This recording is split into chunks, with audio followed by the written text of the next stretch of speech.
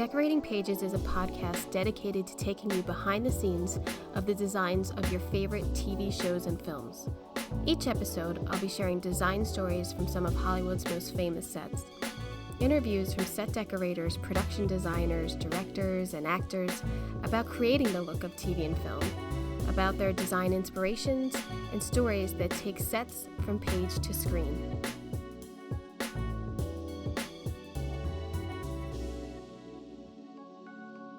Hello, welcome to Decorating Pages. I'm your host, Kim Wanup. I'm exhausted. I did a commercial last week and it really put me out there. It wasn't even that hard. I don't know, I'm getting soft. I don't know. I think it was such a rush of like doing a commercial and then it wasn't that bad and then it was like a letdown. I don't know. I'll probably get sick next week. I'm telling you, every time I'm off, I get sick. I think we all just put my guard down a little and then, but I don't really like doing commercials. I don't know my place, kind of. I don't know, because it's mostly the designer getting in there and doing everything, and you're kind of a buyer. The commercials I have worked on, I feel like the designers know me and let me do more than maybe I'm supposed to. I don't know. I just don't know the process enough. I think this is only like my 6th or 7th one, but yeah, I'm tired.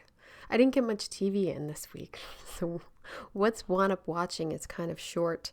I did my research for this episode. I watched 2 episodes of The Mosquito Coast on Apple TV, production designer Ethan Tobman, and set decorator Kimberly Leonard. Now, I love that Harrison Ford movie from the 80s, I think 88, and River Phoenix. I mean, I'm going to say it right now. I think the person who really made out the best with River Phoenix dying is Leo DiCaprio. I really think he really benefited from, because I think a lot of roles would have went to River. I don't know. He was a little older, but anyway, I really like that movie. As I say in this interview, I think it was on a lot. It must have been like running on Showtime or Prism or something, and I just watched it a lot when it was on. So I did 2 episodes now with Justin Theroux. They're good. I mean, I'm into it. I'm into the story, and it's very gritty. It's very dark, and there's a lot of sets. I'm gonna ask him about that. A lot of sets. I'm of course watching Pam and Tommy, which also production designer Ethan Tobman and set decorator Nia Petrios. Dying to see this last episode, because I mean, I know how it ends, but it's so sad in a sense of like how some tape was stolen from your house and then can be used against you. It's really a sin, and I really feel bad for Pamela Lee. I never thought I'd say that, but I don't like Tommy. But yeah, and how it has affected industries, and I mean Kim Kardashian and the effect it had on, you know, uploading videos and showing them and copywriting and all of that on the internet. It's really an interesting story, more so than just a sex tape. So if you're not into sex tapes and you just want to watch that, that's a good one. It's on Hulu. And then Severance. I started Severance on Apple TV. Production designer Jeremy Hindle and dream guest set decorator Andrew Baseman. I might start stalking him. I'd like to get him on here. Whew, what a career. I like it. The monotony of showing office life and then conveying that into design. It's really good. And the lighting is good. I'm in. So yeah, that's what I've been up to this week. On this episode, I speak with production designer Ethan Tobman. Ethan is nominated this year for an ADG Award for his design on Taylor Swift's All Too Well in short format web series or music video. He won last year for Black is King in Variety Special category.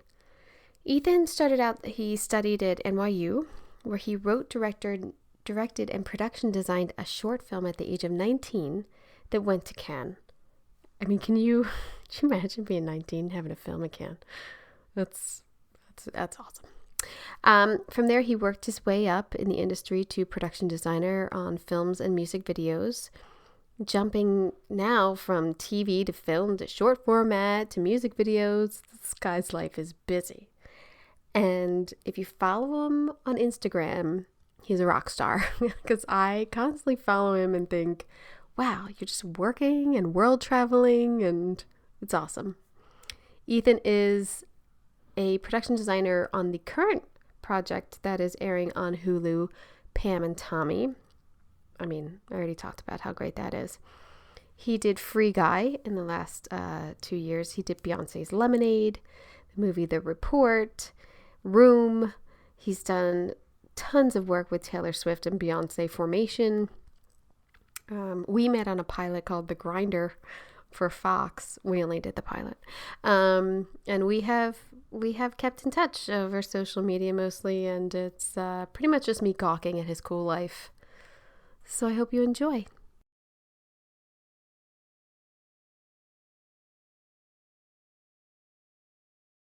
But a Free Guy to me is something really extraordinary. Like, it's so much more. But how did you come up with concepts and then have to work with special effects, or was there?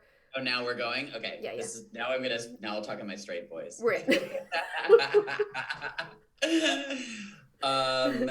Free Guy was a really unique experience. I hope other movies will be like this, but I haven't had one yet, where they brought me in very much before the script was finished. There was a draft by the original writer, Matt Lieberman, and they were just about to bring Zach Penn from Ready Player One on to do a page one. Yeah. And Sean Levy, the director, hired me in part because he was like, look, I want somebody who is a gamer and who knows more about this world than I do.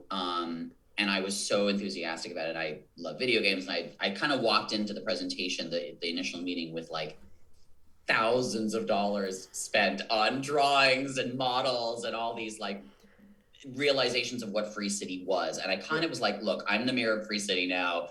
Do you want to come visit it? Because we'd love to have you. Right.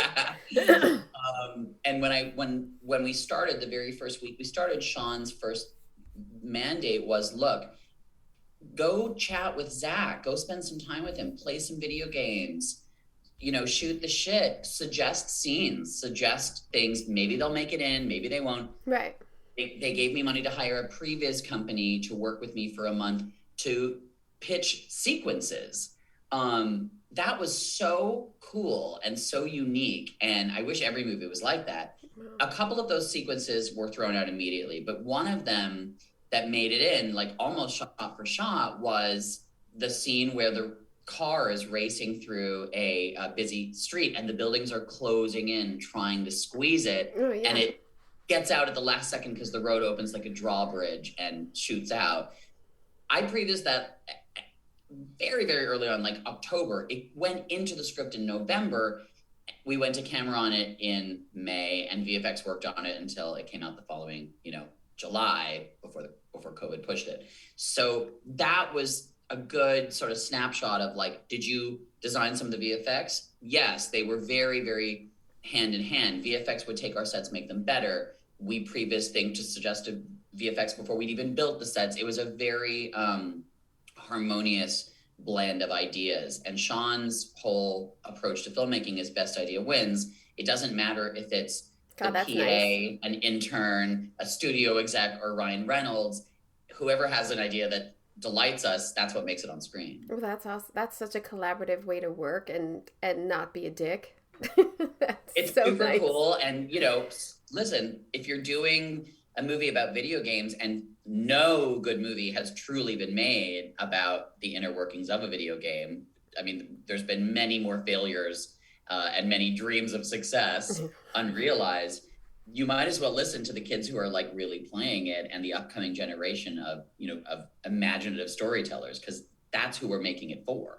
So then did that make it harder once you had to do reality of like picking a location, or I'm assuming the builds would actually be fine because you've already previs them and then you're working from that, but any locations or anything, that must have been a little bit of a challenge.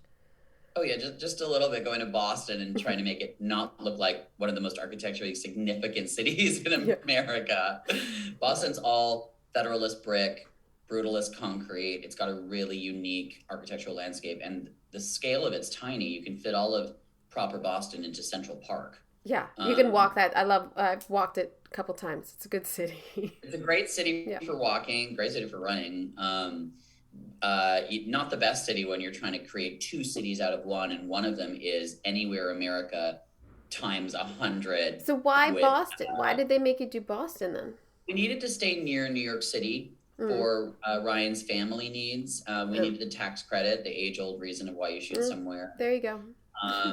We scouted Montreal, we scouted Atlanta, we scouted Toronto, we scouted New York. We've seen these before. We've seen all those cities a million times before. It was unrecognizable. I didn't get it at all. I was like, I don't know if all of these buildings are fake or if this is a real thing. Like, no. I was like, I don't know where this is. I was like, is it Canada? What's going on? I have to give Sean some credit here. I mean, I give Sean a lot of credit here, but I have to give Sean specific credit here for saying, look, I need these two cities to look entirely different, the city inside the game and the city out.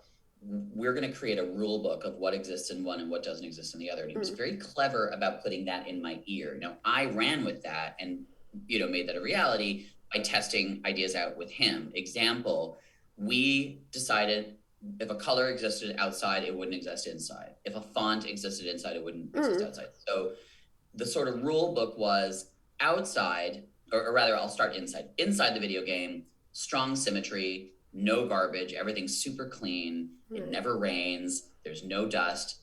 Very clean frames. Always sunny. There's only one font in the entire city. There's only, say, 15, 16 colors that we really use in our signage, in our wardrobe, in our cars. It's pretty limited. It's all pastels, and it's all faded, glorious America. So it's sort of like America that's just a little bit falling apart. And outside in the real world, it's all confusing colors. It's grays on dark gray blues, on gray greens. There's frame obfuscation. It's dirty. It's cluttered. It's asymmetrical. There's lens flares. Yeah. There's very short depth of field, whereas there was very long depth of field in Free City.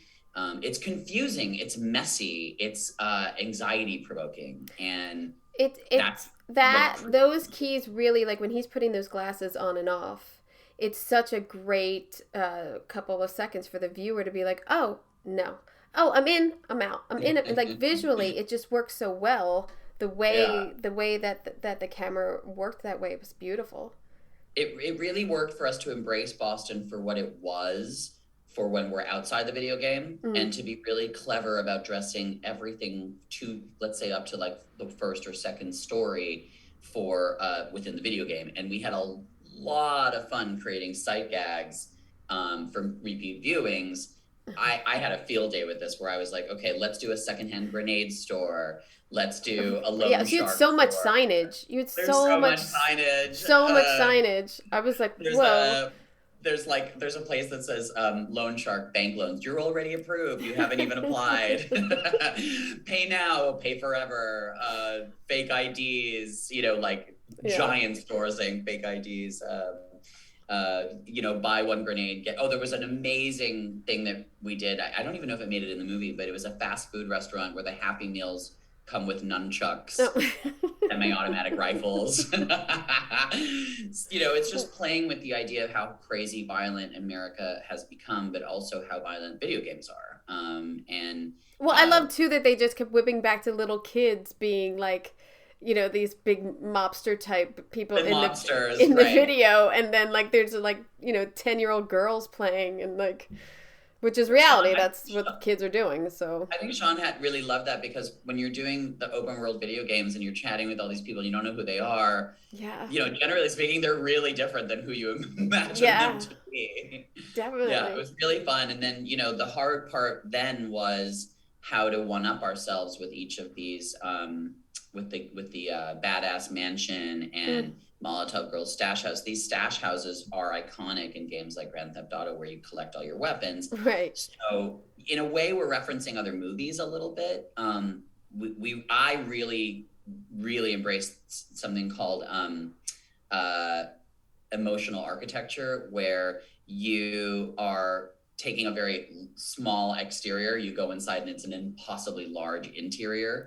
I think it's called transcendent space, where Like you that white room that you made. That yeah, was exactly. amazing. Like It you was can do that. amazing. You can't do that in any other genre.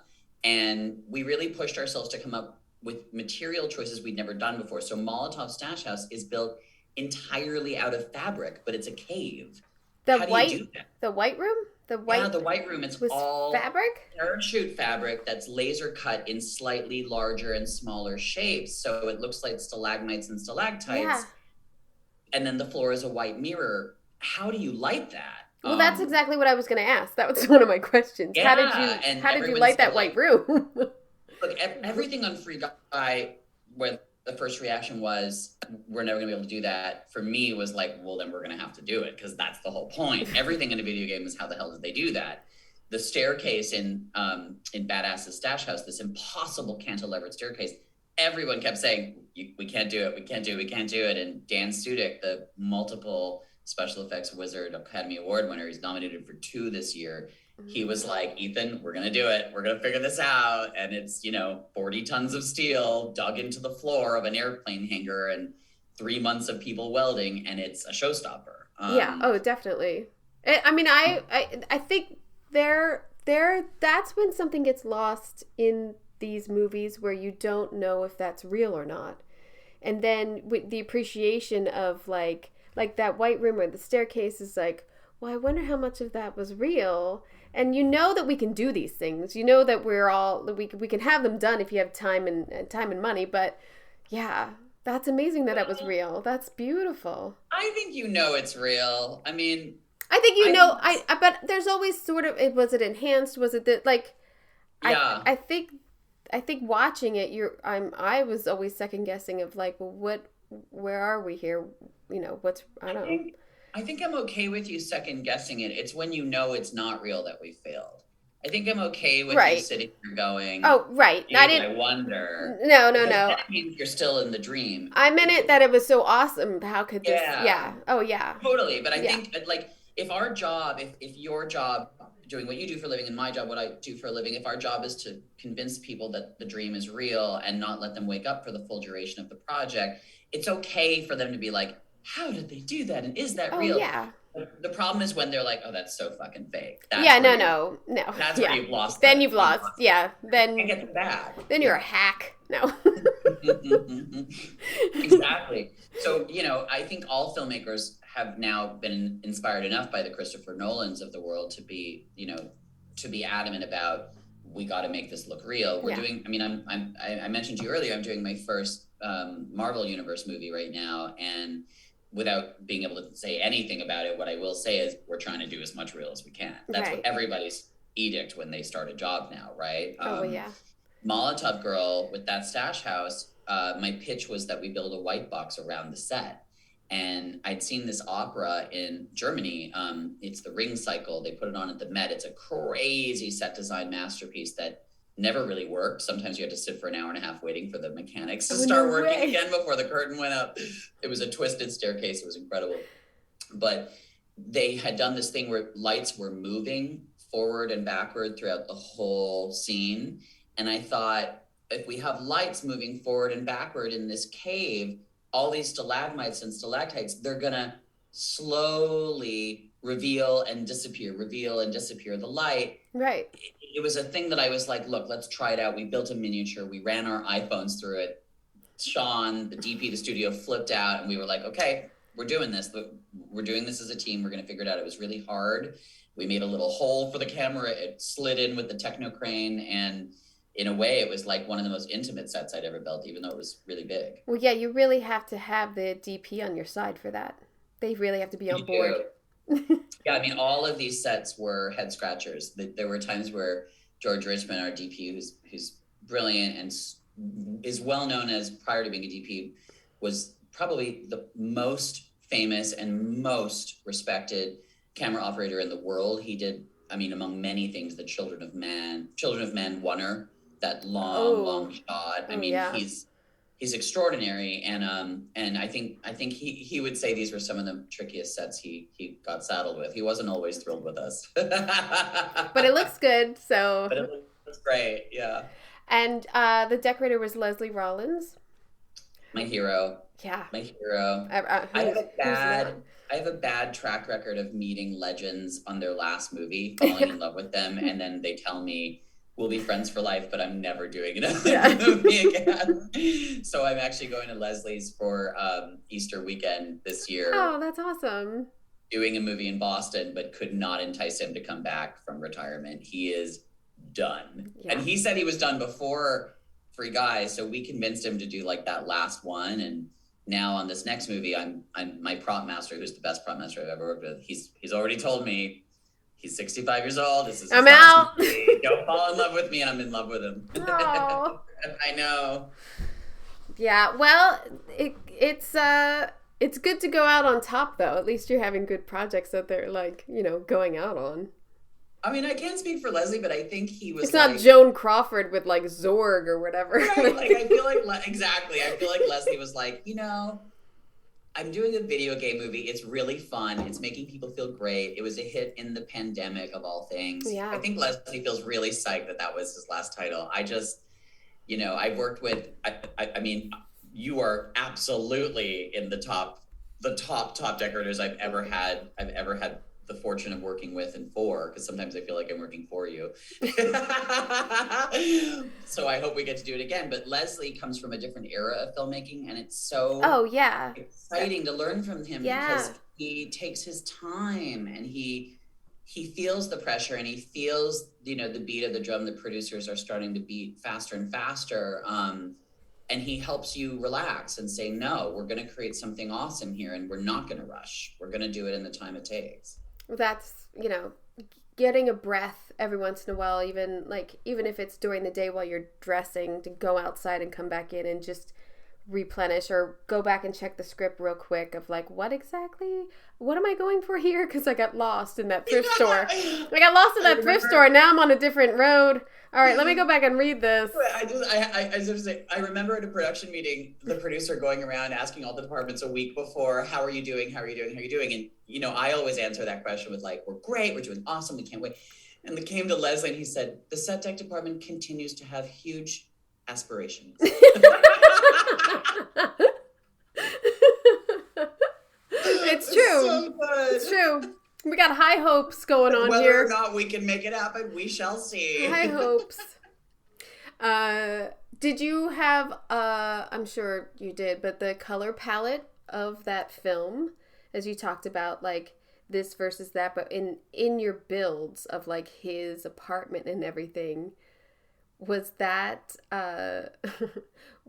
more video gamey, or was that, because you have to trick the audience in a sense too? Yeah.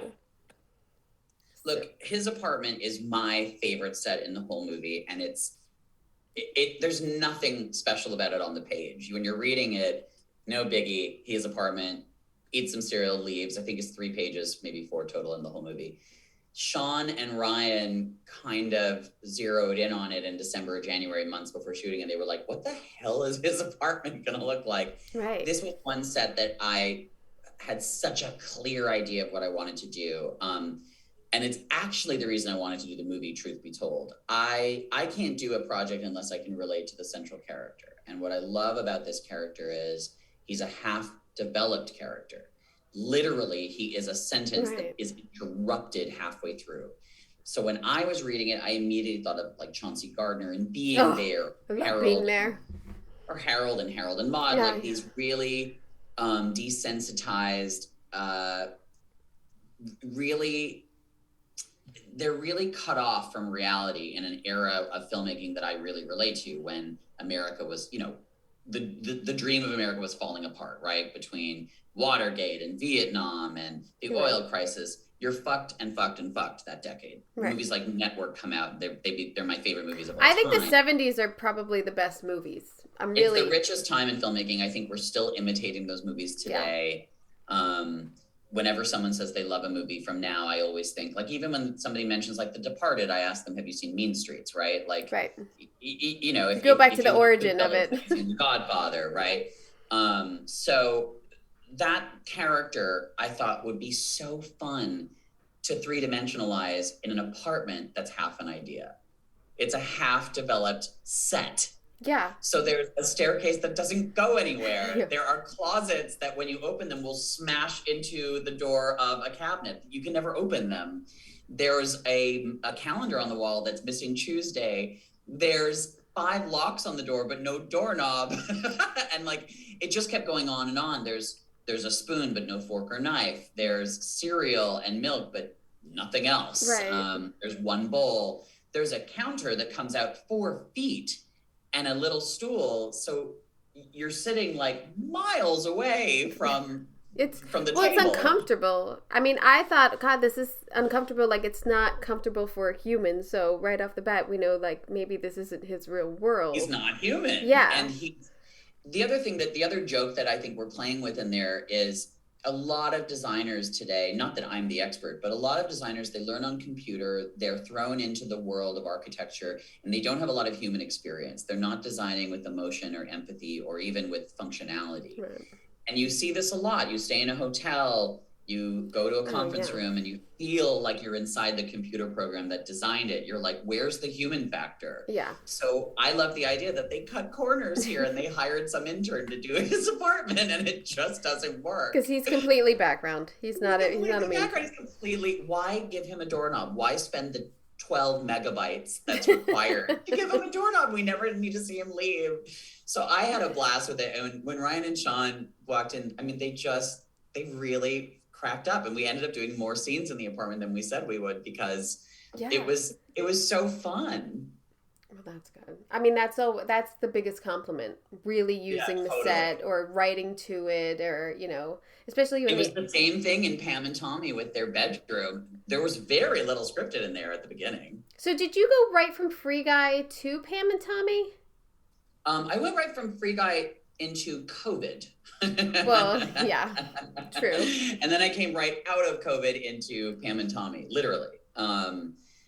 That's actually not entirely true. I did a lot of stuff with Taylor Swift during the pandemic. That was the focus during the pandemic, plus commercials. Right. A lot of commercials. And I spent a year looking for something scripted. And by the way, there were like 2 really incredibly ambitious, big budget projects that fell apart midway through the pandemic. Like, I interviewed, got the job, they fell apart. And already just a year and a half later, I can tell you those projects would never get made. Because they were both theatrical, and that's not the landscape anymore. Yeah, everything's going limited series. I mean, it's limited series. And neither of them work for a limited series, so they are dead. They will not. I could be wrong, but I just don't see them happening. It's just so sad that chunk of film, like, you know, like 20 to 80 million is like really dead. It's really not there.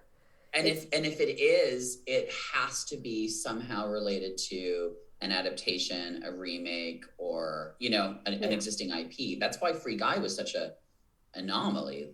I mean, it only happened because it was the last movie 20th Century Fox greenlit before Disney acquired. So you went from Mosquito Coast to Free Guy. Gosh, is that true? Well, it says on your IMDb. No, that's not. I actually did Free Guy before Mosquito Coast. Because Mosquito Coast started in right before the pandemic. So I went from Free Guy to Mosquito Coast. Mosquito Coast was interrupted by the pandemic. I was only going to do 3 episodes anyway, so it worked out. Then technically what happened right after the pandemic was the reshoots for Free Guy. So I went back to Free Guy, did the reshoots. I did a Taylor Swift video called The Man. Mm-hmm. And then literally 12 hours later, the pandemic hit. And then the first thing I did when the pandemic was raging in July of 2020 was Cardigan, Taylor Swift's video. And then I was doing the music videos. We didn't know when Free Guy was going to come out. It was pushed a year and a month. And then I started Pam and Tommy in January of 2021. Right. So you went kind of from super dirty realism into Free Guy. I see. Now I see your point. Yeah. Mosquito Coast. I only watched 2 episodes. I love the original. I love the Harrison Ford movie. I'm big on that. I don't know. I watched it. I don't know. It must have been on Showtime a lot when I was little or something, and I watched it a lot. I don't know. And it's River Phoenix. I love that movie. I love River Phoenix. By the way, I loved the book. When I was a kid, that was one of my favorite books. It was terrifying. Yeah. Because it's really about a boy who becomes a man in the most horrifying way. He realizes he can't trust his father, and his father was everything to him. This man is a mad scientist who's probably an undiagnosed bipolar. In fact, definitely undiagnosed bipolar. And I look, it's always, every conversation is always going to come back to your human experience. I was very intimately raised by someone who's bipolar, and I definitely had moments in my childhood where I thought, shit, I don't think I can trust this person. And then what? And then now it's all up to me. Well, I'm not old enough to know what the hell to do. Right. So that was one of my favorite books growing up. Also one of my favorite movies growing up, even though it's not a very good movie. I personally loved the movies that shot for greatness and failed, right? Big swings and misses, because you learn more about filmmaking from there than anything. But if there's anything that I think is important about that project, or what you just said, going from dirty to, super clean and big budget, anybody who's listening to this podcast knows this, and I can't say it enough. They try to pigeonhole you in an industry that is purportedly selling imagination. They don't have any. There's no imagination from the people who are supposedly in charge of dreaming. It's frightening. It's frightening. It's how every business works, right? Like vehicular design, environmental technology, politics, law, medicine. They keep telling their staff, dream big, think outside of the box, do something we've never seen before, and then introduce a million reasons why we have to only confirm the past and not predict the future. Play it safe, play it safe, play it safe. So I've made a career out of, never wanted to do the same thing twice. And it's cost me a lot of money and time and energy along the way, where there were vast periods of my efforts where I thought, why isn't it happening for me? And I can't get in there. And now I did a romantic comedy, and now they only want me to do romantic comedies. So the goal now is, to really switch it up. I just did this movie called The Menu for Fox Searchlight. I'm doing a Marvel Sony superhero movie now. I did Pam and Tommy before. I'm continuing to do Taylor Swift's short form, and I hope I never stop doing that. I'm never going to follow up one genre with the same thing again. And all the designers I respect, all the directors I dream about working with, they do the same thing. And nobody wants you to do that, even though they keep rewarding you for it if you do. You've worked with Rob Reiner, Joel Schumacher. Even of late, Sean Levy. You really do go for good directors. I think when you're picking a project, I think that's one of your points of who am I working with? Who am I going to be in this with? That's an interesting thing to say, because I worked with Joel at the bottom of his career, and I worked with Rob at a point where he was having trouble getting movies made. I was going after the filmmakers from my childhood, right? Who had inspired me, but they were at points in their career where they were looking for somebody young and, maybe a refresher. Whatever. I'll take it, Rob. I'll take it. Oh my gosh. Scouting with Rob in a van. I can't even imagine. Life. Rob likes to say, he didn't know anything about politics. Sorry, that's not true. Let me back up. Rob likes to say a politician doesn't know anything about politics, but an actor who gets into politics, he better know everything about politics. And Rob at one point, was really encouraged to run for office and decided not to, but he's an extraordinarily bright man who has an incredible love for cinema, vast library of cinema. And he taught me a lot about what audiences want to see and what makes movies better scene for scene through design. My greatest directors that I've worked with, though, I think in terms of collaboration and innovation, are the directors I started working with in music videos, who are all now doing incredible things. Melina Matsakis, Joe Kaczynski, Mark Webb, Francis Lawrence. Gosh, I mean, Beyonce was the first thing she ever directed was something I did. Taylor Swift, the first thing she ever directed was something I did. I mean, I can't, of course, now I can't think of the rest of them, but there's so many directors that I met along the way who, John Watts for commercials, that are doing some of the most interesting or the biggest movies around right now. So I actually feel like I learned how to design in short form, and that's what prepared me for long form. When you're doing music videos, I've never done a music video. I want to know, do you listen to this song 100 times and then come up with a concept and present that? Or is there like Taylor Swift-ish, or, this is what we're going to do, this, can you design this?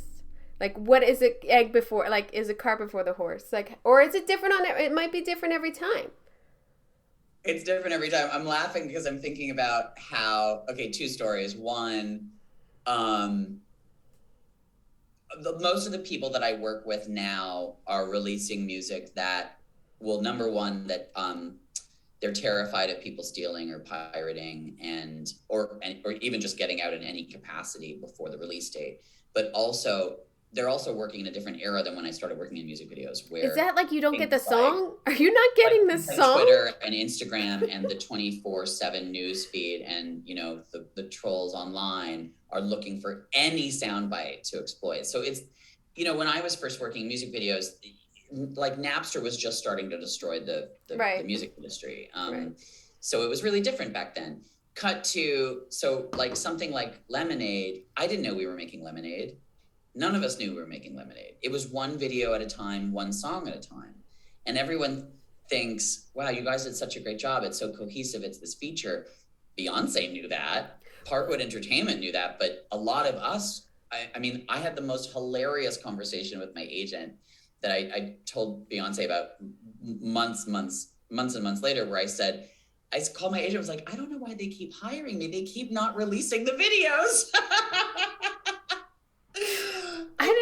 I think they hate my work because we keep doing these videos and I give them my all and then it doesn't come out. And then I think they're like, all right, screw it. We're not going to release that. Let's try it again. And then lo and behold, we were actually making. And then you were making Lemonade and you didn't know it. So everyone assumes that you're this mastermind, but the truth is like, you actually don't know anything. You're a little soldier. And with Cardigan for Taylor, it was in the middle of the pandemic. We couldn't go close to each other. We were wearing masks. I was never closer to her than 10 feet. We were on Zooms all the time. That is the piano, correct? The piano. The piano, yeah.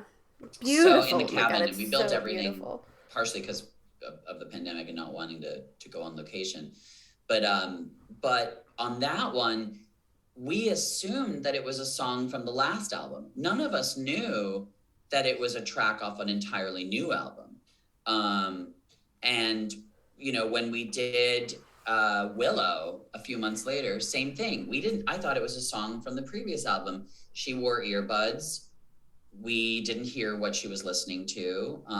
That is insane. That is insane.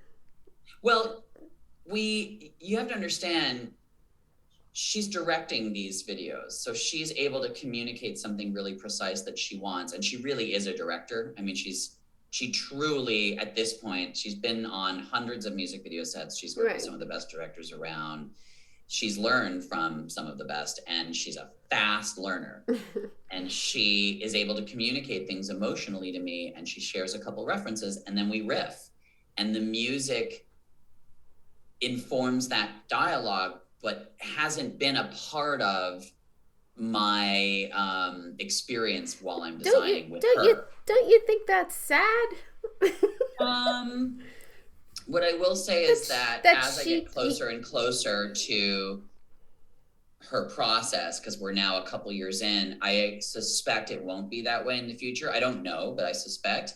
But I also really respect that she's working in a world where playing a few bars to somebody is so vulnerable for exposure. And it's really like, the way her camp has to view it is like war documents It's not worth before it. an invasion. God, that's so sad to me. I guess I'm used to it.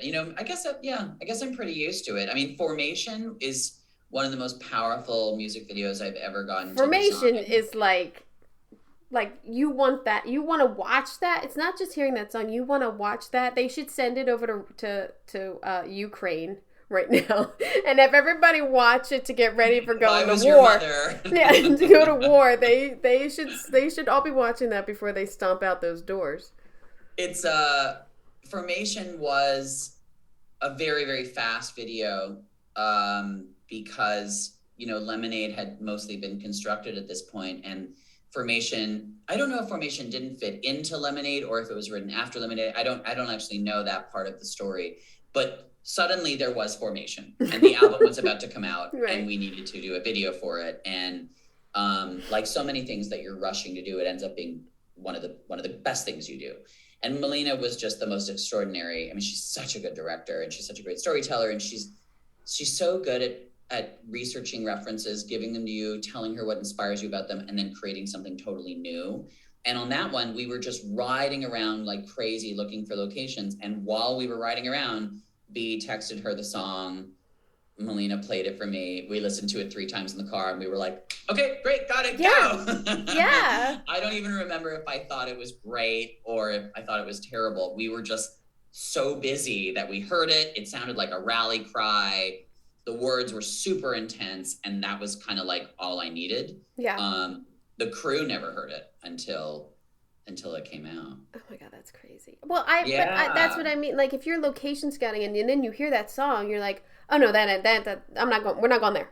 We got to go over here. Like, this is now. I get it. Right. Again, that's like years and years of working with me. Yeah. Like, I remember. I mean, it's just a different world, man. Like, like I remember when we did Run the World. Francis Lawrence directed it. Yeah, that song we listened to at the office 10 times, loud. Didn't really give a shit if the PAs or the people outside heard it. It was a different world. It wasn't so downloadable, piratable. That's so sad. Tweetable. It's so sad. I don't know. It's funny. I guess I actually don't think it's that sad, weirdly. I think it's kind of awesome that we still can keep secrets. Yes. In another sense, it's completely awesome that you could create something that is supposed to be visual for something that you hear, but you don't hear it. I mean, that's an award. You should get an award just for that. I mean, Jesus Christ. You could create these beautiful, I mean, it's like Cardigan is like so beautiful with the it's like the waterfall coming out of the piano. Like, it's gorgeous. It's a beautiful video. I'm really proud of that video. I'm proud of what we all put into it. But I think one thing that we're not talking about that's really interesting is I study who these people are in terms of iconography. I watch everything she's done, and I want to do something she's never done before. Right. So that's informing a lot of it too. It's not just the song. This song comes in the middle of a much larger conversation.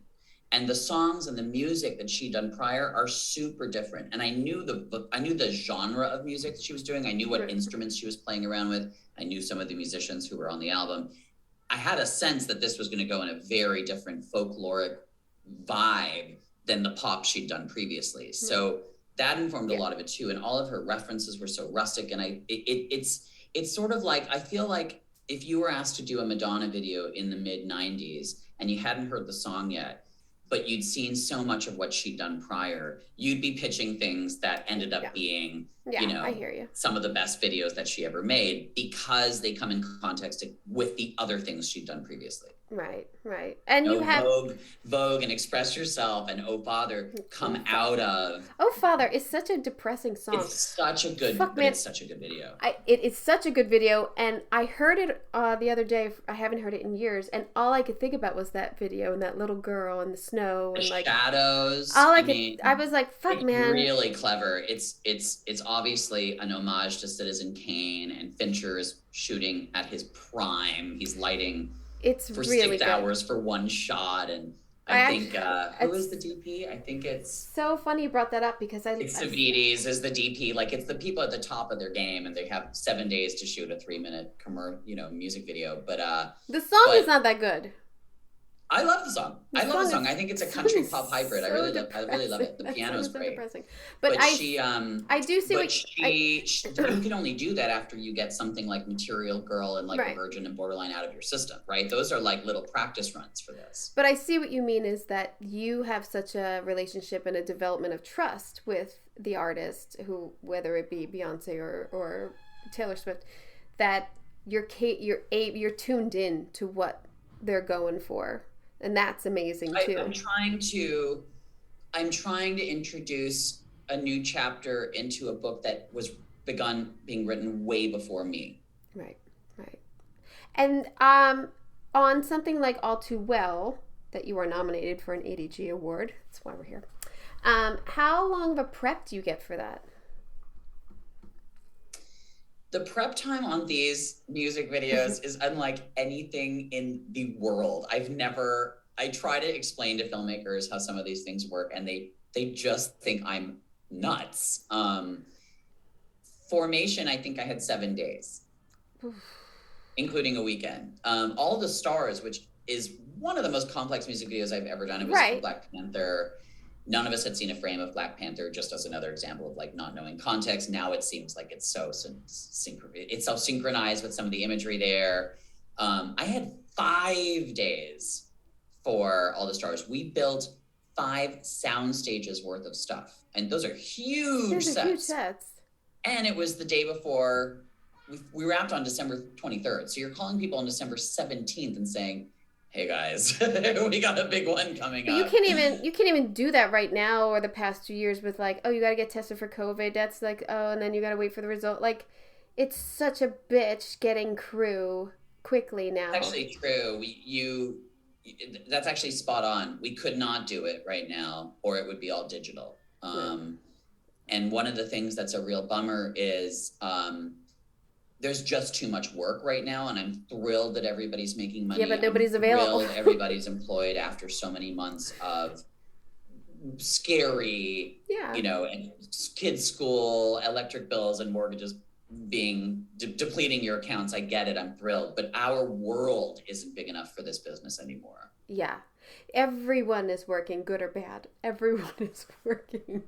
And look, I'm on a project that that I think a lot of people would want to do, and many people have told me they'd like to do, and I'm on my 42nd candidate right now for one position. Phone calls. Oh my Lord. And it's not, you can't take it personally. Everyone's saying what I hear most often is, I'm available 2 months after when you need me. Please call me if you still need me then. Right. Or I've worked for the last 2-3 years nonstop. I haven't had a break. I must take a break. That's where I am. I can't, I mean, you don't want to pass. I get anxiety, like passing things up. Like, like I watch Pam and Tommy now, and I'm like, that was really good. What would I have done there? Would I have gotten that lamp? Oh man, that's a good, all right. How could I have done, all right. That's all I do. That's all I do. So I hate to pass things up because I just want to be a part of, that's going to be good. But I literally haven't told anyone that I'm not working because I can't. Yeah. I need a break. That impeachment, 1.5 years, and then this show for 4 months. Like, it was a year and a half on one. Yeah, that's hard. Well, that's including COVID, but still. Sure, but still, it's lingering in the back of your mind. Yeah. There was one candidate on this job that I would have been thrilled to work with, and who was becoming available, but who I knew had been on something for nonstop for 2 years. And I actually said to them, are you sure? Like, obviously I want you to say yes, but I've heard from enough people how burnt out they are. Are you sure you want to take this on? Because I'm not going to pretend this is going to be easy. Right. This is going to be 10 months of your life. And this person said, no, I'm ready. I really do think it's an exciting project. And then called me the next day and said, I'm so glad you said that to me, because that was kind. I need a break. I need to see my wife and kids. That was kind of you. Well, what's the benefit of hiring somebody who's then miserable? And then they're bitter. Wants to quit 2 weeks later. Yeah, they're bitter and they're tired. No. Yeah. So All Too Well, did you have 7-day prep for that? Yeah. So on All Too Well, we had a unique project because I love the story of this video, because the song came out 10 years ago and she was a very different person 10 years ago. And it wasn't a single. I don't even think it was a B-side. I think it was just a buried track, right? And it was 5 minutes long. And the fans made it a hit. And it became a bigger hit years later. And then she played in concerts and it would be a bigger hit. So in a way, this is like a gift to the fans because the fans gifted her like that track. Mm-hmm. Taylor's incredibly in tune with her fans, and she's masterful at creating stories that are both, I think, really authentic to her, but also speak to them. Mm. And so she took this track and she made it a 10-minute track. I don't know the details of how that went down. I've read, just like everyone else has read online, that it happened pretty organically in the recording sessions while she was doing Taylor's versions of her tracks for copyright reasons. Very interesting story too, that I really commend her for. I think that's but what really ended up happening is she decided I want to make a short film music video. I want to really explore these characters beyond just the song. And she's never done anything like that before, and I'd never done anything like that with her. And it was like, okay, well, let's look at like 70s Cassavetes movies. Oh, you know, where you're a fly on the wall and you're watching Jenna Rollins like slowly fall apart. I mean, even like Love Story, you know, the Alan McGraw movie from the 70s, like really, really authentic, emotional, no frills storytelling, dirty close-ups, lots of soft focus, lots of handheld, no beauty dishes around, no hair and makeup team running in every 3 seconds, and largely location-based, but we're trying to create two really different worlds. His world is cold and austere and highly designed and super masculine, not a maternal element in sight, very clean and, you know, kind of like in Free Guy, Two Different Worlds, very symmetrical. Right. Her world is cluttered and bohemian and frayed and warm, raw, mix matching brick and old wood and new concrete. And in a way, she's figuring out who she is. And her world is very tapped into family and emotional connection, and his is void of family and emotional connection. And by the end of the movie, or the music video, I should say, it feels like a movie, she has become somewhere in the middle. She's a little more cold, a little more austere through the chapters of experience. Yeah. But she's still an emotional person. She's still true to herself, and she still sort of holds the memory of what they shared together close to her heart. She's not bitter, and she's not in denial, and she's not emotionless, but she's just a little bit jaded, and she's become a writer, and she's told their story. So we obviously planned a lot of this out. We had longer to plan it than normal because we knew the song. Awesome. We'd heard the track. Awesome.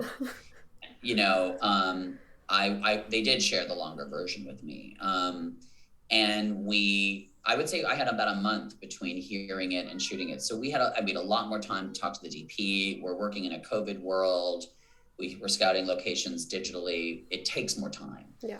What we didn't have a lot of time for was the Saturday Night Live performance that suddenly came about. Oh, yeah. 2 weeks later, that was a fast one. But for the short film / music video, it really felt more like making a movie. Oh yeah, definitely. I mean, you can just tell that like everyone was on board, kind of like making it look beautiful. I mean, I don't know the DP's name, but as you were talking about the Rena Yang, she is so special. She is Japanese born. She lives in England. I don't know if both her parents are Japanese or not, but she goes back and forth between shooting in England, Japan, and Thailand a lot.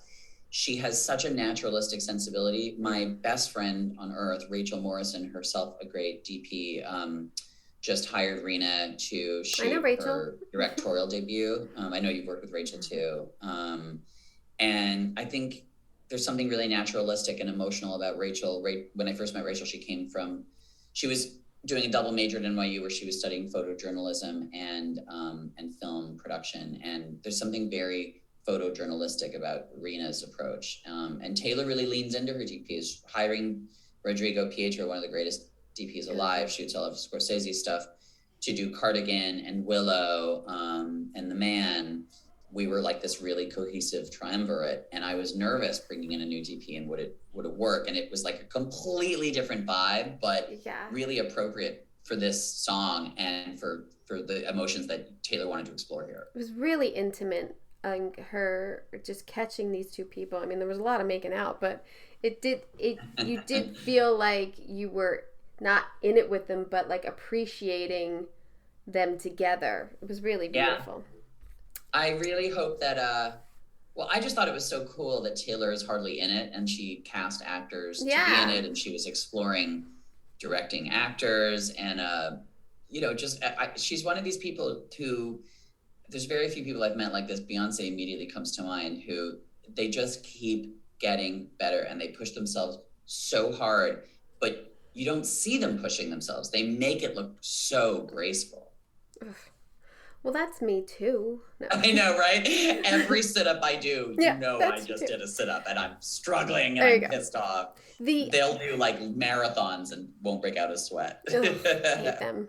The ADG, you get to put together a design packet for your presentation for nominations, and then once nominations are up, they put them on the nominations page on adg.org.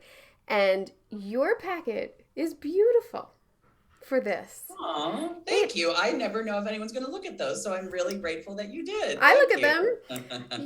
You have a synopsis of, your design concept for this short.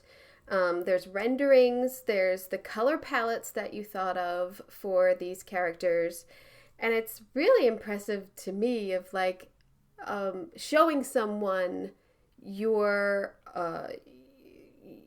direction of that you took and your process of how this all came together. I thought it was really nice.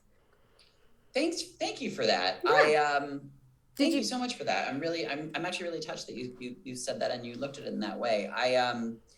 My favorite part of what I do for a living, truly, is taking something really complicated that can't be explained and making it very linear, very understandable, very relatable, and very visual in a way you can understand. Mm-hmm. So I obsess over those presentations. It's really hard for me to do them because I need to block out 3 or 4 days and just do that. And I was doing that on December 26, 27, 28. Those were the 3 days for that one. And my family was so annoyed with me, but it was the only time I had to do it because there can't be any other distractions. And I find each page in those presentations, not just for the Guild Awards, but even when you're going up for a movie, even when you're pitching an idea for a movie, every inch of real estate on that JPEG means an amazing amount. Yeah, the background color that you pick could throw someone off. Throw everything off. It really could.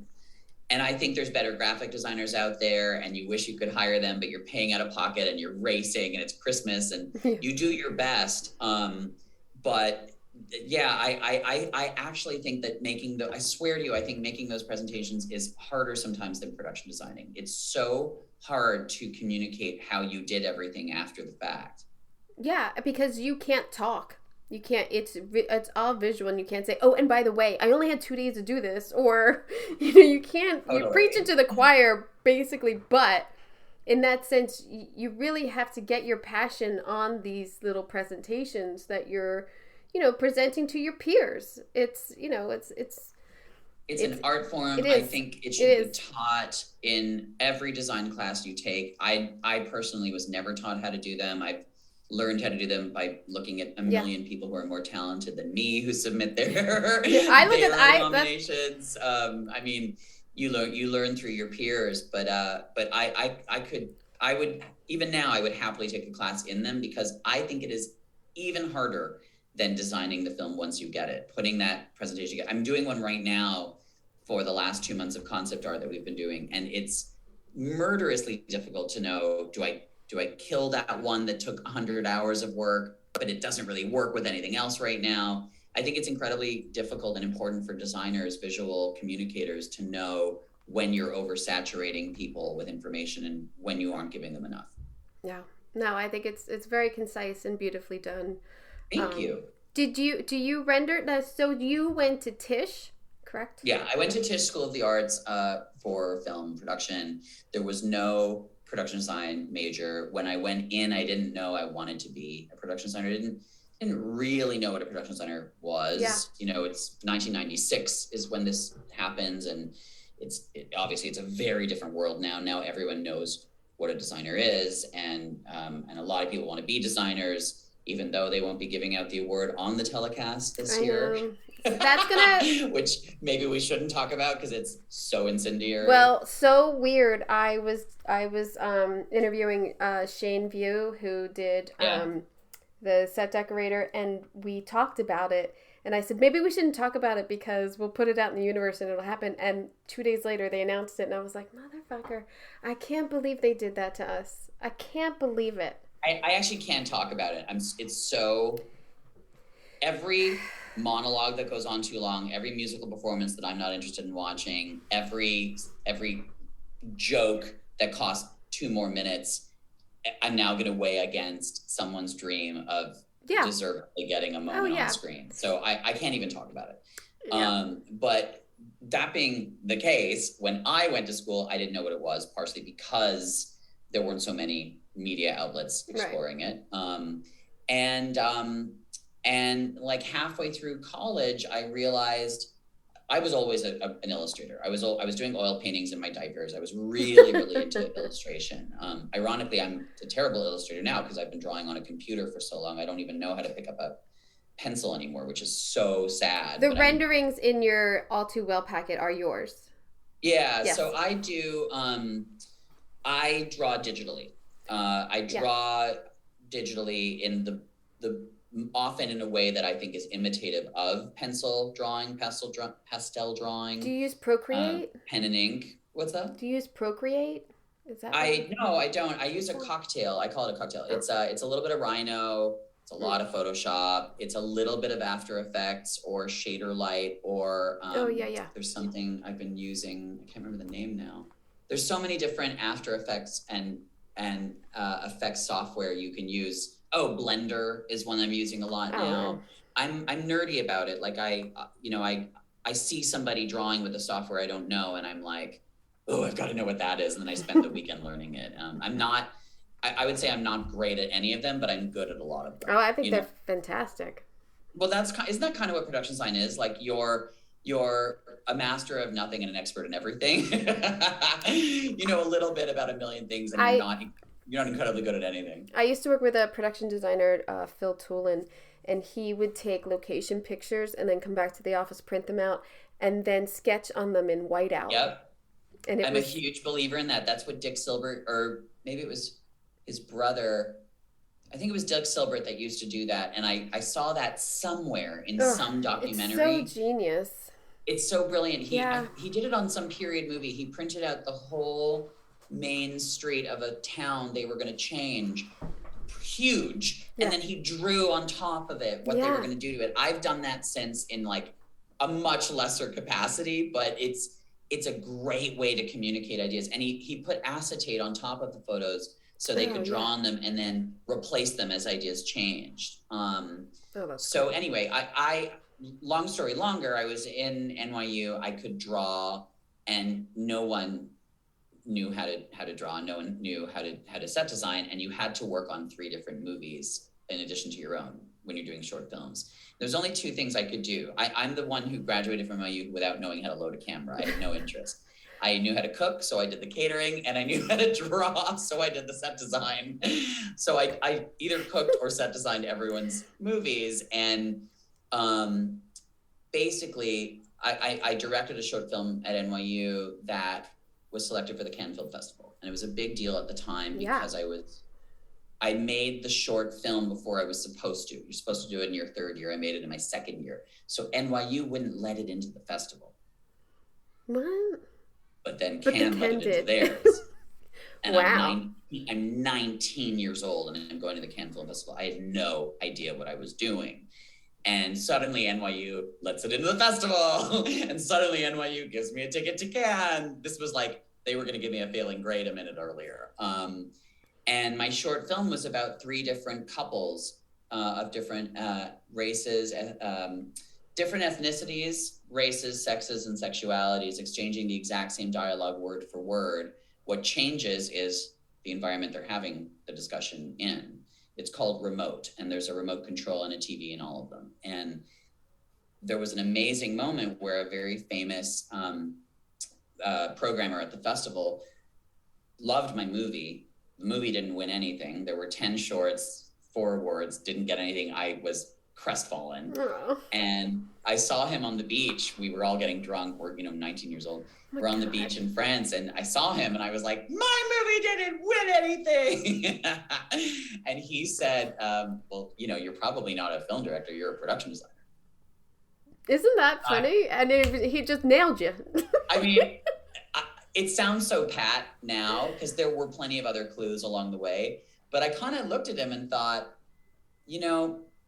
I love working with actors in the sense that I love creating environments around them that extract their internal story. Right. But I don't love exploring a character with an actor every day the way a director does. And I'm not technologically driven by the camera. I'm much more fascinated by what I put in front of it.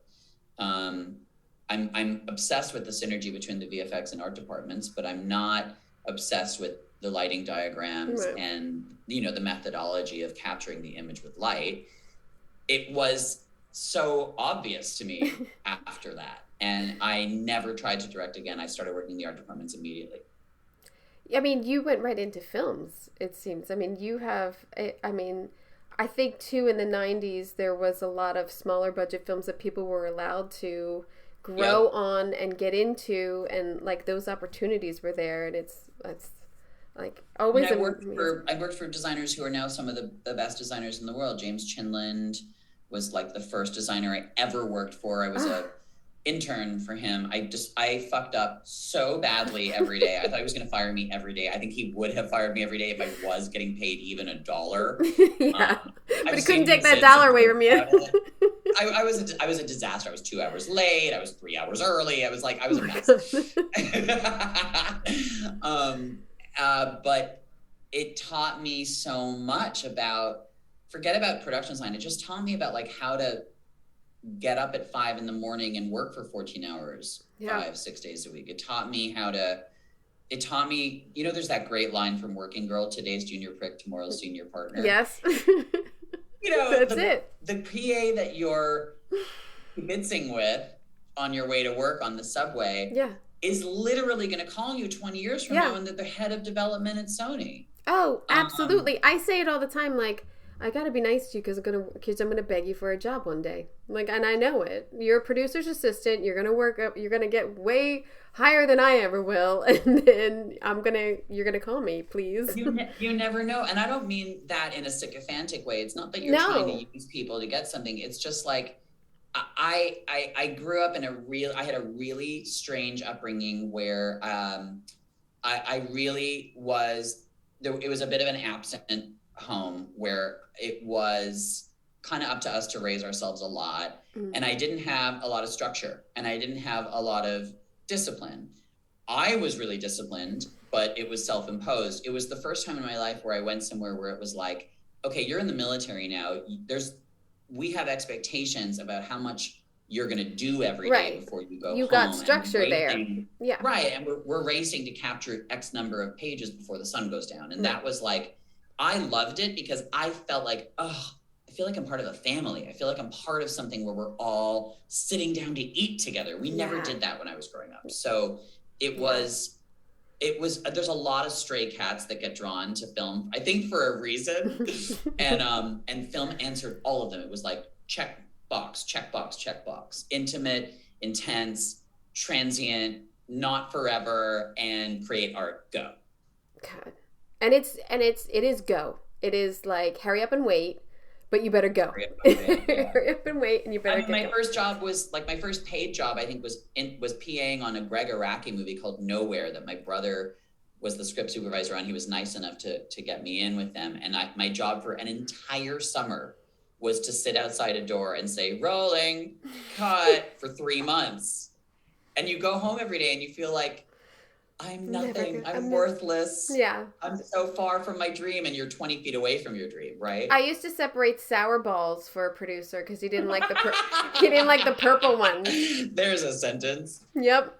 Power is... I mean, it doesn't make you a better designer, but I think it makes you a really strong person. Well, yeah, and I think, too, it's important in this business to work your way up so that, one, you know what other departments are doing, because you can't go into this and not know, like, oh, well, that's a sound guide. This might affect sound. Like, you got to think about shit. And the other thing is you got to appreciate people because you might be working for them another times. You got to appreciate. I've had this line forever where, because I really don't think I've made it in any way in this business. Like I truly believe that it's my first year and oh my God, they're going to find out I don't have what it takes. I think that too. But... You know, the whole fraud complex. I taught a class in Savannah last fall. I was doing an amazing movie in Savannah and they have the most incredible, SCAD is the most incredible design department. The whole city's built around it. And I went to talk to the kids and it went really well. So I started going once a week. And one of the things we did in one of the classes was I asked them, I asked someone to say, what's your biggest fear when you graduate? And they said that I'm full of it, that I'm a fraud and everyone's going to find out. And I said, how many people feel this way in the same room? And everyone raised their hand, including me. And I was like, okay, are we all cool now? Because I absolutely still feel that way. Every time I start a job, this is what happens in my brain every time. The left side of the brain goes, boy, I have no idea what I'm doing. What the heck? Why did they hire me? And immediately my other side goes, I'm going to need 6 weeks and 4 concept artists. And I need $65,000 for construction. We're going to start having to scout Argentina now. And I really want to get that amazing storyboard artist because he's going to help the director because that scene in the script isn't strong enough. And they're both happening at the same time. And then when the movie ends, every time I turn to like my decorator or my prop master and I go, well, that was a great run. I guess, what are we going to do now? Who's going to hire me now? Restaurant and name that I said I would. I mean, I can always go back to Philly. I always think I could go back to being a casino dealer. That was always my back. But don't you feel the same way? Oh, absolutely. I think all the time. I always feel like a first day of school, like, oh, what am I doing here? How do I do this? How do I set up this? I set up this outfit. Okay. And then I'm reading the script. Every time. And a really big thing for me, I don't know what it is. Usually the first piece of furniture I buy, I never use. Yeah, it's like sure. It's like, I gotta get it out of your system. That is perfect. That is great. Oh, I never used it. It happens all the time. You might as well just buy it and get it over with, right? It happens all the time. It's so, I mean, it might be a great piece of furniture, but that was great when I thought I knew what I was doing, but now I really know, and like, no, I'm not going to use it. I wonder how many painters, you would never be able to know this statistically, but how many painters actually see their first brushstroke in the final piece? Dali, Picasso, Van Gogh, I doubt any of them ever end up using the first brushstroke on a canvas. Yeah. And sometimes it's the direction of the project changes. I mean, and you just change with it. Sometimes? Yeah. Yeah. Sometimes. Well, hey, I started on impeachment and I was like, I got this. It's White House. And then it was like, oh no, it's not the same palette. And we're going to it was like, what? I can't do reds. It's red, white, and blue. Like really? I can't do. They didn't let you use red? We did very muted. It was all super muted, super like washed out.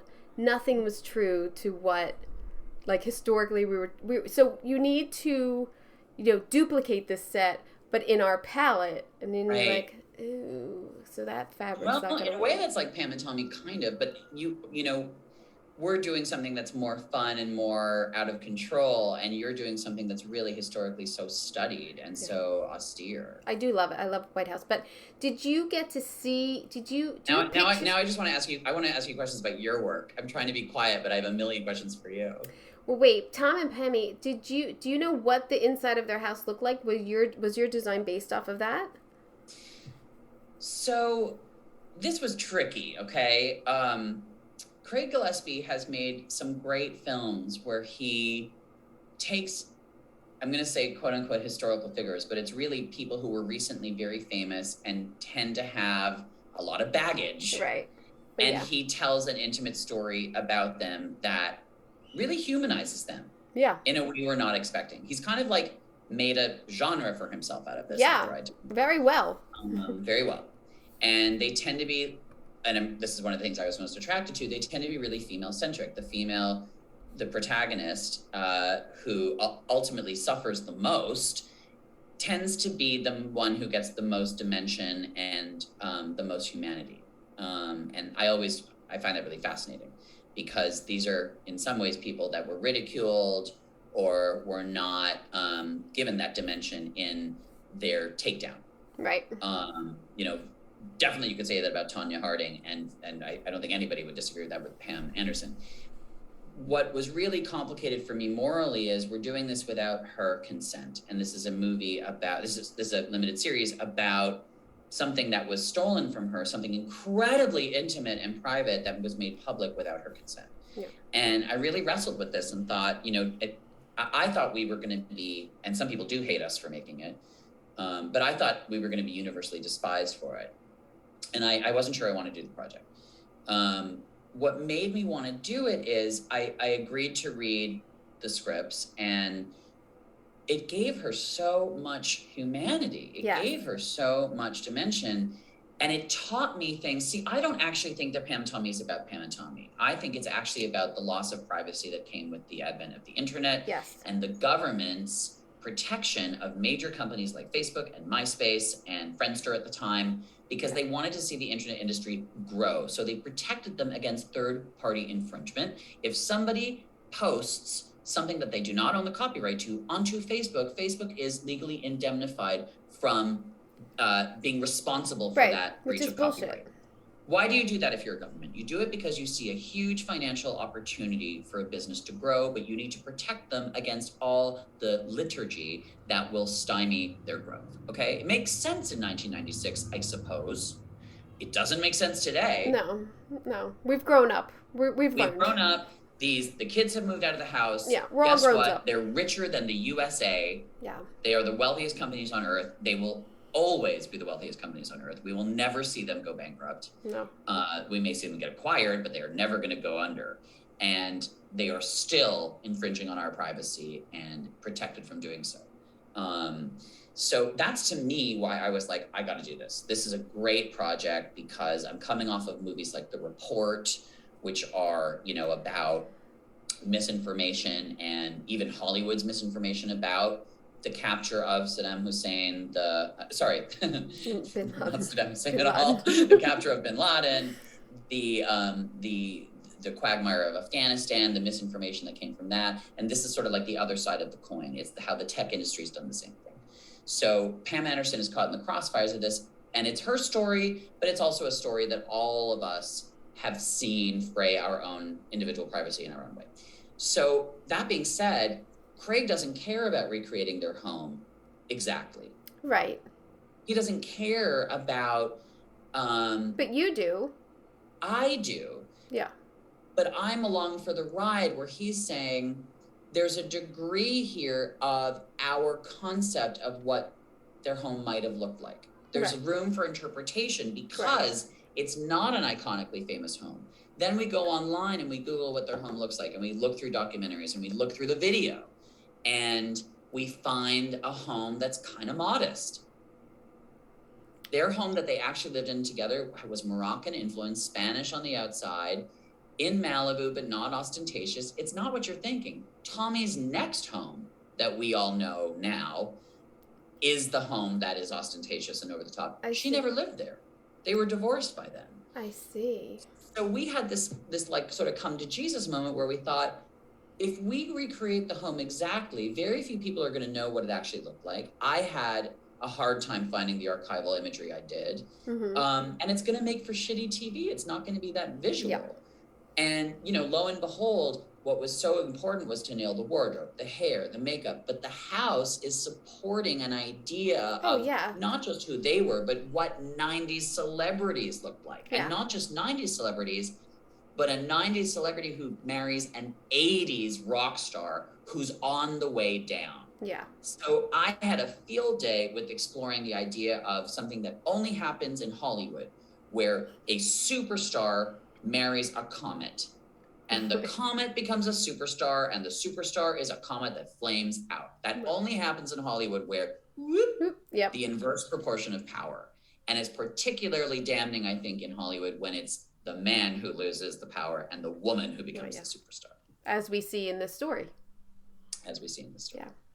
I mean, obviously, I think that's a better choice as a viewer because it's more interesting of like reminiscing, since I'm old, about the 90s and have just done something in the 90s. It's not a very easy decade to nail down.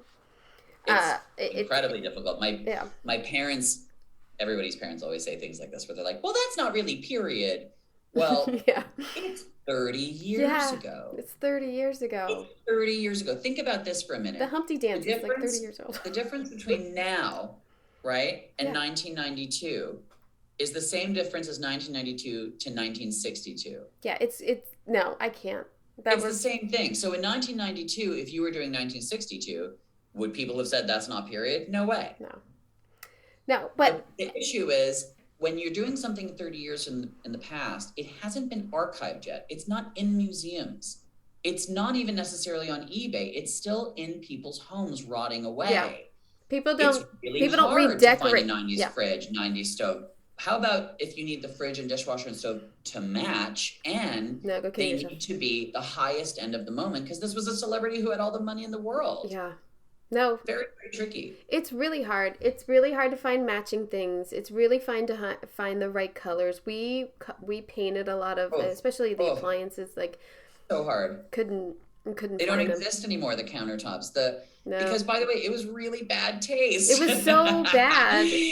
People are all about the 80s kitsch, and people are, still living in early 2000s renovations. But the 90s, that was a blip that, let's be honest, was some of the worst design ever created. And it was all over the place. It was shabby chic, and then it was minimalist, and it was all over the place. I think everyone just kept on to held on to their other furniture. They got new shit. They don't. It's so bad. It's so bad.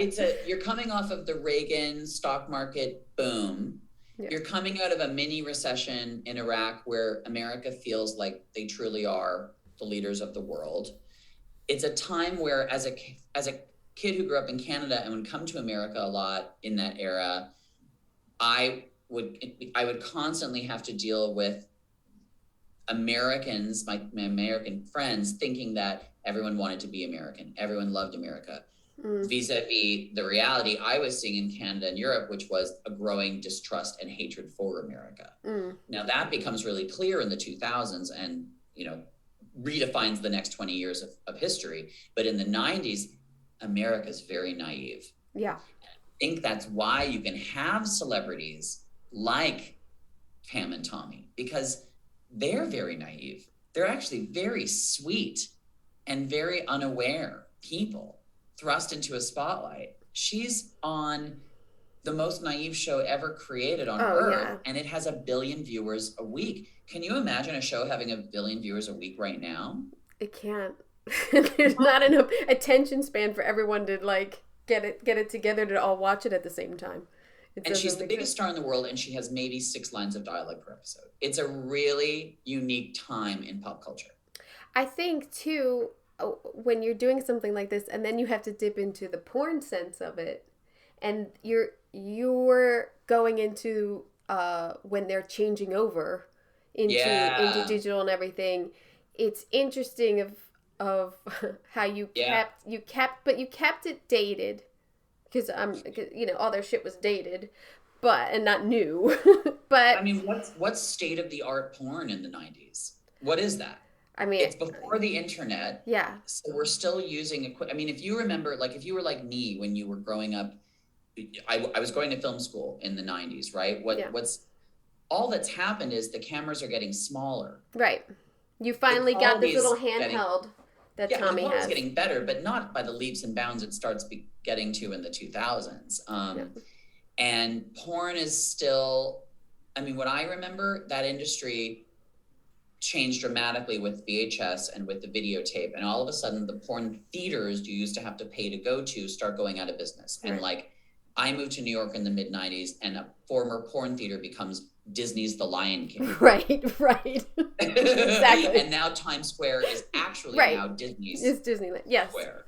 Yeah. And it used to be where people would go to lose themselves or, you know, meet nefarious folks. And that's getting pushed out. The same thing's happening in the Valley. It's becoming a legitimate business. Yeah.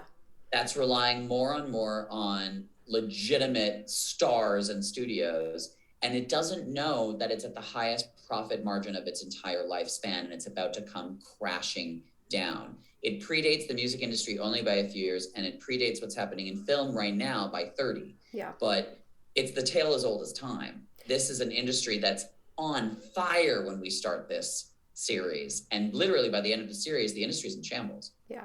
I was saying that to someone of like, God, if only you could sort of relate the porn industry and how it transitioned, but they couldn't keep up with it, and then have sort of lost it being like free or whatever on the internet, to what movie studios have sort of lost are experiencing now. And this push from the pandemic. We've seen this though it's crazy. With bookstores. We see this with small publishing houses. We've seen it with coffee shops. You think that technology is going to be the great equalizer and it's going to create more opportunity, but in reality it's the great levelizer, and it only allows for mom and pop shops to go under and big mega marts to take over, because once you start quantifying clicks, you need so much money to distinguish yourselves from everybody else. It was unfortunately it's designed for everybody to have a shot, and it creates fewer and fewer bullets to be fired. And look, I mean, I recognize in there you shot at the LA Times building, which basically every show shoots at this point, but there's it's being torn down. I know, but a lot of shows have shot there, and how like that just becomes part of a different industry. That was a newspaper office that was filled by many people that we all dress and redress now to make look in different periods and everything, but that huge building was, for a newspaper, and now it's going to be gone or repurposed for our thing. But not to mention there's going to be no architecture like that we can shoot in here. I mean, There's a reason we all shoot there. It's because everything else that was like it was torn down. Exactly. You have a lot of walk and talks in that show. There's a lot of like peeking into offices for 1 second, and I feel for your decorator, because I've done that of like, let's talk about her. Naya Petrinos is the hardest working decorator I've ever worked with, bar none. She told me on that show she'd never worked harder in her life, and she said she'd done the morning show was like the most monstrous, enormous show she could ever conceive of, and she said this is way harder than that. You had a lot. Craig's appetite as a filmmaker for the steady cam that goes on and on and on and on and on, and also the montage. Little thing there, little thing here. You can have 7 sets buried in one sentence in that script. Naya told me she'd never been more tired. She'd never been more overworked. I'm thrilled to say she's super proud of what we accomplished. And now, once the smoke is cleared, she feels really positively about it. But I was really concerned, and it wasn't something I could necessarily protect them from, that the crew was being run ragged. Absolutely. Absolutely. It was a hard job. I mean, I'm not going to, and this is something that as a department head, I often feel useless, because if the script dictates it, the director wants it, and the production ends up saying, okay, we'll pay for it. Yeah. When you can't scare them with money, you're fucked. you're sort of screwed. Now you can ask for more people and they can say no, and then that can become a point of contention. But if they say yes, then it just keeps growing, and it doesn't mean that I get to take the weekend off just because we hired 3 or 4 more people. Now I'm working 7 days a week and nights. TV's a beast. I wanted to try it out. I'm going to definitely do it again. I think this was an incredible experience. But you've told me for years TV is the hardest you'll ever work in your life. And you're right, it puts film to shame. Yeah, it's hard. It is. And it's gotten harder and the expectations are more, and working in COVID and working in masks and all that, and hopefully doesn't have to And anymore. I loved it. Oh, well, yeah.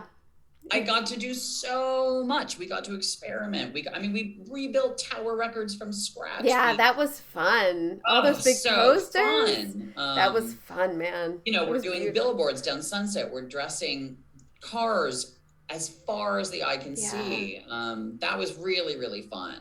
And in a way, I wouldn't do anything any differently. I think I would just, it's often it's the Cassandra complex when you're in film. You're saying to everybody, the dam's going to burst, the water's going to come, and nobody will listen, right? Right. Where did you do that Mexican bar? What was it that? Everybody asks about that. Because I went there in Cancun, and I was like, I didn't know this was that was the bar. a huge episode. Yeah, I didn't know this was the bar they met in. Yeah, it's a midtown bar. It's like on Pico in the middle of nowhere. I can't remember what it's called now. Oh, funny. It's like you'd never go there. I've never heard of it before. It's enormous. It's like 10,000 square feet of dance. And we ended up doing all 3 of the bars there on different floors. And I think what sells it is we dress outside of it as Cancun too. So we had street vendors and cars and tourists throwing up and, mayhem. And all in one shot, it goes all the way up into the disco floor where they're all dancing with foam and, Jello shots. Oh my God. But then, we went downtown to that circle that everybody always shoots at for Latin America, and spent an amazing amount of money putting street vendors and donkeys and really and vendors with their street fairs everywhere, kind of like what you would see in San Miguel Allende. Oh, when they go to the chapel. When they go to the chapel, yeah. Everything on that job was, Naya used to joke and say, everything on this job requires 30 things that match, and I can only find 20.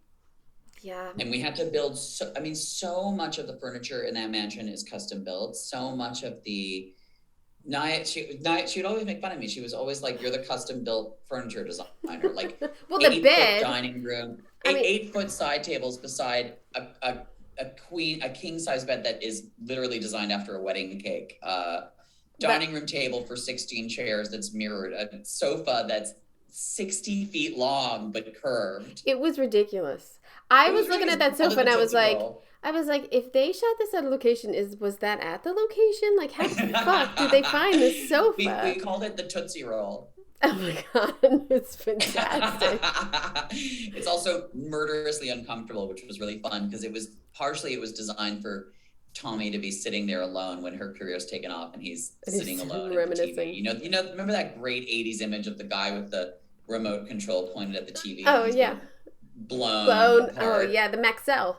Yeah, exactly. Yeah. Exactly. Anyway. I won't be there at the ADG Awards this year. I hope you're going. I'm going. You're going? I wish I had an extra ticket. I'd bring you. I wish I was going because I need a night out. But I hope you win. I hope you win. I'm so grateful. Last year, it was really sad to do it online and not be there in person. It really it was a real bummer, and I'm really I think this is the first time I'm going to be with this many designers, decorators, art directors, so many colleagues all in one room. I think it's going to be emotional because I think I forget how much of the last 2 years, even now, while we're doing this on a Zoom, we wouldn't have done this before. No. I forget how much we miss about the community of creating art. I think on the movie I'm about to start, all the set designers are going to work remotely. On the last one, they all worked remotely. It takes a toll. So my hope is that it feels like a rare night of normal. Oh, I hope so. I hope it's not too long, but God, I hope it feels like nothing skipped a beat because we need that. We're catching it at the right time, right? I mean, the numbers are down, masks are coming off. Yeah. Whether you believe we should keep the masks on or not is besides the point. We happen to be catching this at a metric where the numbers are on our side. So I'm really grateful. The last thing I'll say to you is that you have a GoFundMe on your Instagram page. Do you want to, can I plug that at all? Can we talk about it? I have really wonderful news about that. Oh, fantastic. Yes, we can plug it. Okay. One of my best friends and my longtime coordinator, Rael, now Rael Chambers, she's married to Jacob Chambers, soon after having 2 children, contracted glioblastoma, which is an extraordinary rare brain cancer with a very low survival rate, so low that we never even looked it up because we didn't want to know, single digits. And Rael happened to have a very unique tumor that qualified for immunotherapy, where they are able to create basically a serum that has a DNA designed to attack the tumor.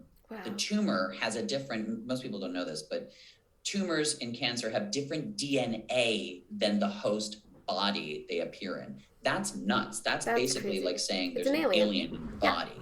So the cure for your tumor will be different than the cure for something that would happen, say, pathologically to the rest of your body, that wasn't tumorous. She responded to it. We raised, on GoFundMe, we raised the right amount of money for the immunotherapy that the insurance wouldn't cover because it's very experimental. And look, we can't count our chickens, but 2 years later, her goal was, I want to see these kids through high school. I'm going to start crying. I know. I'm going to start crying. Her goal was to see these kids through high school, and now that's not even a question, according to the doctors. In 15 years-ish, she will need something more. We don't know exactly what that is yet, but it will be medically entirely likely that will be commonplace. She got really, really lucky. I am going to say something not so great, which is that a very good friend of mine that was helping to raise this money with me, who had stage 4 rectal cancer and also has 2 very young children and was doing very well, now actually has brain cancer herself. Wow. So it was a very strange success and failure story, or I shouldn't say failure, but it was a very strange moment of celebration. Yeah. We truly saved someone's life as a community. Everyone who put in money for this, many of them came from the art department. I think almost all of them came from film, raised close to $50,000. The therapy cost about $45,000. This is a success story and we should all feel great about that, but the fight goes on. There is someone who very, very close with, who helped raise a lot of that money, who also comes from production, 2 little kids, and she is struggling right now. So the fight goes on. Ugh, fucking cancer. Fuck cancer. I know, I'm dealing with it with my dad, and it's awful, it's debilitating, and it seems like such a long fight, and it sucks. It just sucks. But I'm so glad to hear that she's, responded to that and is doing well. I mean, it's complicated because whenever anyone asks me to talk about, how she's doing, I always feel like if I just say the positive, I'm not being honest about the full picture. Like, she's doing great and someone else is not, and they were doing great and she wasn't. And that's kind of the game. Yeah. Unfortunately, it touches us all in some way, it seems like, which is awful. Yeah. But but I had seen that on there a long time ago, and then when I was just looking at it, because I wanted to tell everyone about your Instagram page, because you just live this life, this like glorious life. You're traveling all the time, or you're... Oh, sure. I'm sure it looks that way. I'm in my pajamas. It's 3:30 p.m. I've been on 8 hours of Zooms and I haven't eaten in 2 days. I think, I just want to say, even with this other friend of mine who is struggling, the story's not over. Yeah. It's just we're going to start a GoFundMe for her when the time is right. And what I'm doing in this conversation is raising awareness to that upcoming post. Absolutely. Fight's not over, and we're gonna win. Absolutely. Fight on. I love you. I wish I was partying with you. It was so nice to see you. To be continued. I don't even know. I can't remember. I don't know when we met. 10 years ago? 10, 12 years ago? Is it really? Yeah. Yeah. The grinder.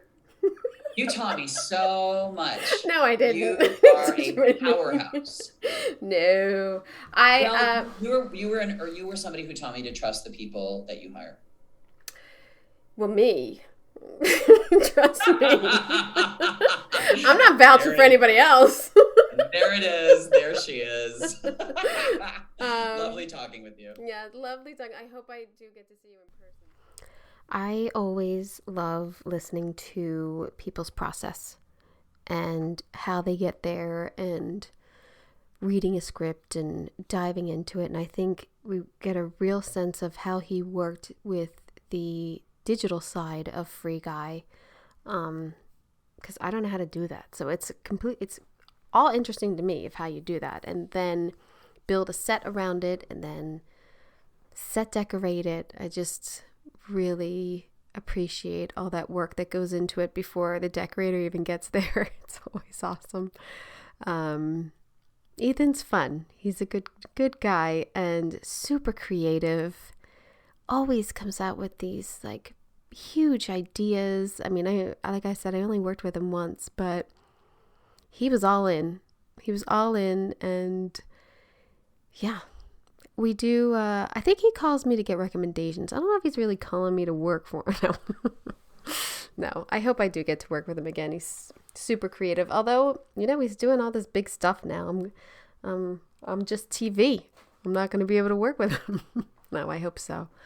That is great to collaborate with someone who really sets his sights on, I'm doing this and then I'm done with it. I don't want to do it again.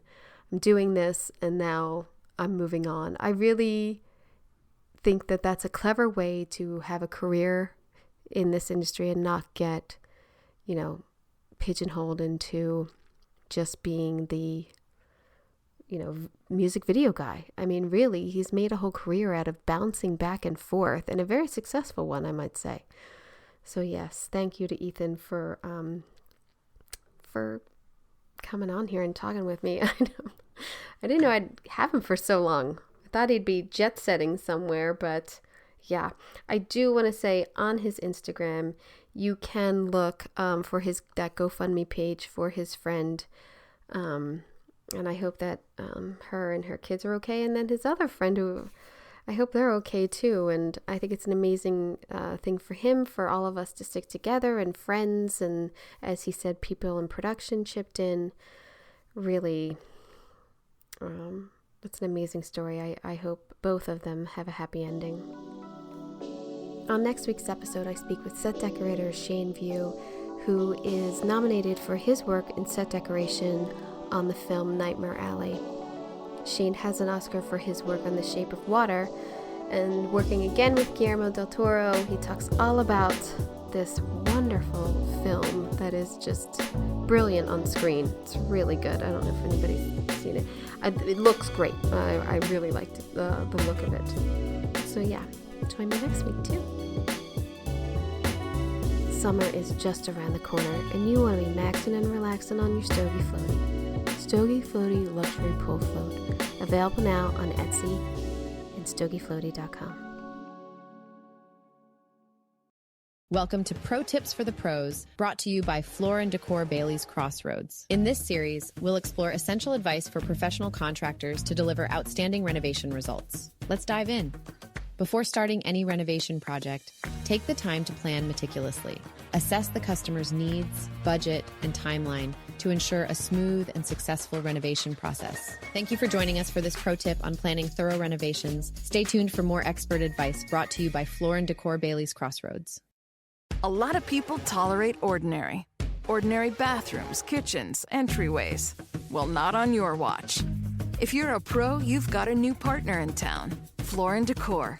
From tile to wood to stone, Floor & Decor has more styles and job lot quantities of Schluter, Mapei, Laticrete, and other brands pros trust. Come see a whole new way to wow with Floor & Decor. Coming soon to Bailey's Crossroads.